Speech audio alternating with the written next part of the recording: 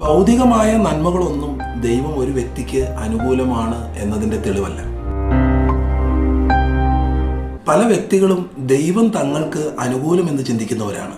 കാരണം അവർ നോക്കുമ്പോൾ ഭൗതികമായ ഒരു നന്മയ്ക്കും കുറവില്ല. അവർ നോക്കുമ്പോൾ ജീവിത വിജയവും സമ്പത്തും ആരോഗ്യവും എല്ലാം വേണ്ടുമ്പോഴും ഉണ്ട്. തൻ്റെ പുണ്യപ്രവൃത്തികളും ആചാര അനുഷ്ഠാനങ്ങളുമെല്ലാം ദൈവത്തിന് പ്രസാദകരമായിരിക്കുന്നത് കൊണ്ടാണ് തനിക്ക് ഇങ്ങനെയുള്ള നന്മകൾ ലഭിച്ചതിന് കാരണമെന്ന് അവൻ ചിന്തിക്കുന്നു. എന്നാൽ ഭൗതികമായ നന്മകളൊന്നും ദൈവം ഒരു വ്യക്തിക്ക് അനുകൂലമാണ് എന്നതിൻ്റെ തെളിവല്ല. കാരണം ദുഷ്ടന്മാരുടെ മേലും നല്ല മനുഷ്യരുടെ മേലും തൻ്റെ സൂര്യനെ ഉദിപ്പിക്കുന്നവനാണ് ദൈവം.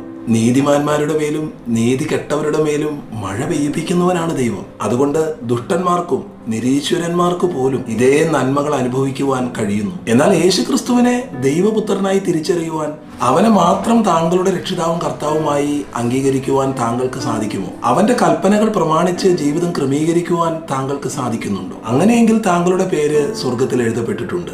കുഞ്ഞാടിന്റെ ജീവപുസ്തകത്തിൽ താങ്കളുടെയും പേരുണ്ടായിരിക്കും.